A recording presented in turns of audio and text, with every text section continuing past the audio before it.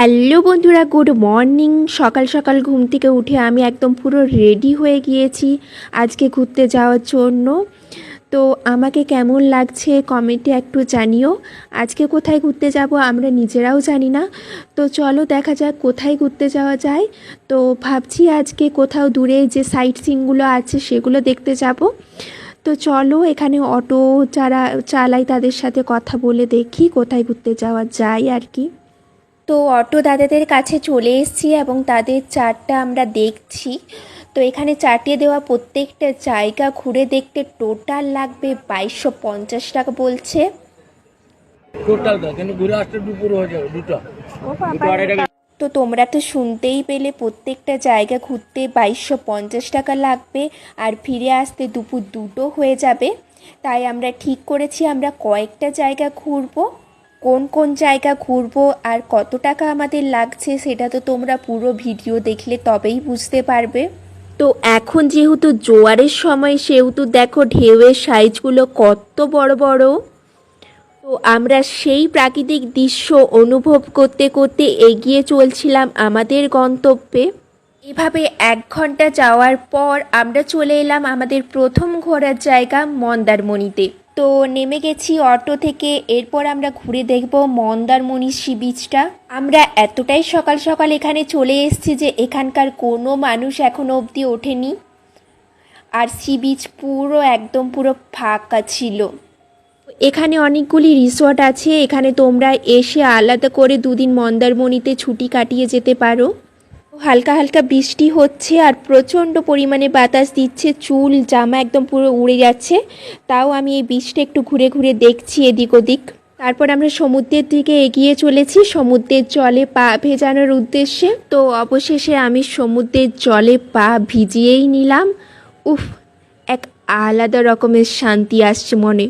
তো এরপর আমরা মন্দারমণি সমুদ্র সৈকত থেকে বেরিয়ে যাচ্ছি, কারণ এখনও অবধি কোনো দোকান খোলেনি আর আমরা পুরো একা একা কী বা করব।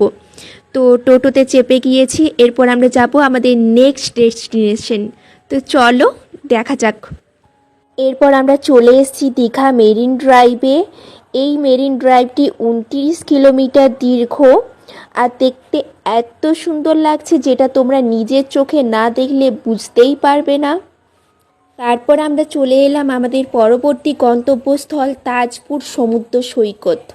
এখানে এসেও দেখি সমুদ্র সৈকতটা পুরো ফাঁকা ফাঁকা, এখনও অবধি সেরকমভাবে কোনো মানুষজন আসেনি। এখানেও অনেকগুলি রিসোর্ট আছে, এখানেও তোমরা আলাদা করে এসে রিসোর্টে ছুটি কাটাতে পারো।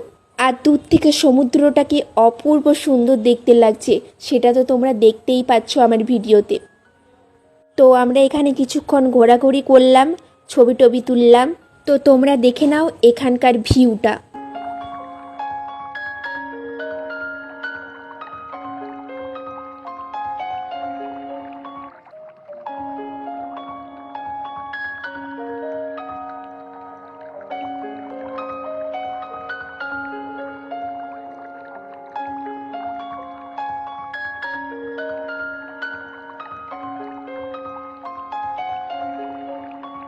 তাজপুর থেকে আমরা চলে এসেছি আমাদের পরবর্তী ডেস্টিনেশন শঙ্করপুরে।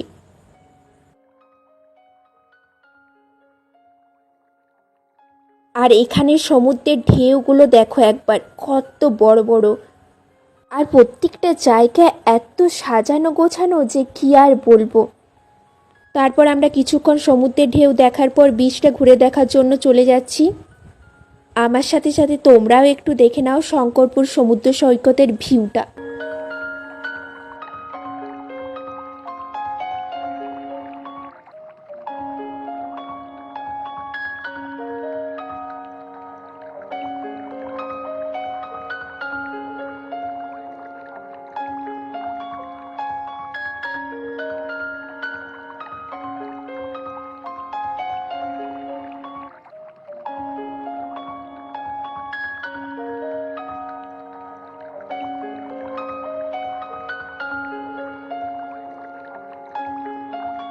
তারপর আমরা শঙ্করপুর সমুদ্র সৈকত থেকে বেরিয়ে গেলাম আমাদের নেক্সট ডেস্টিনেশন যাওয়ার উদ্দেশ্যে।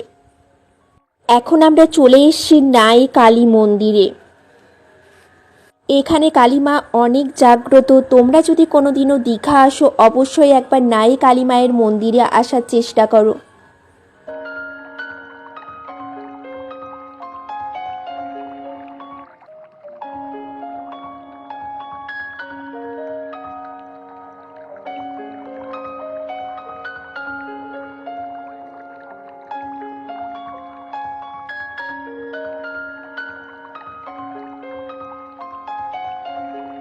এখানে আমরা জুতো খুলে নিলাম মেন মন্দিরে যাওয়ার উদ্দেশ্যে।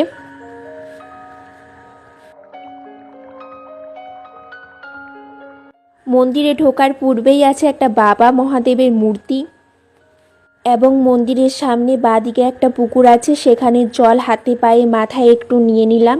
তারপর আমরা চলে গেলাম মায়ের মূল মন্দিরে।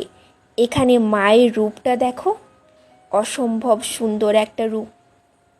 তারপর মন্দিরের পাশেই একটা ছোট্ট পার্ক আছে, সেটা আমরা দেখে নিলাম।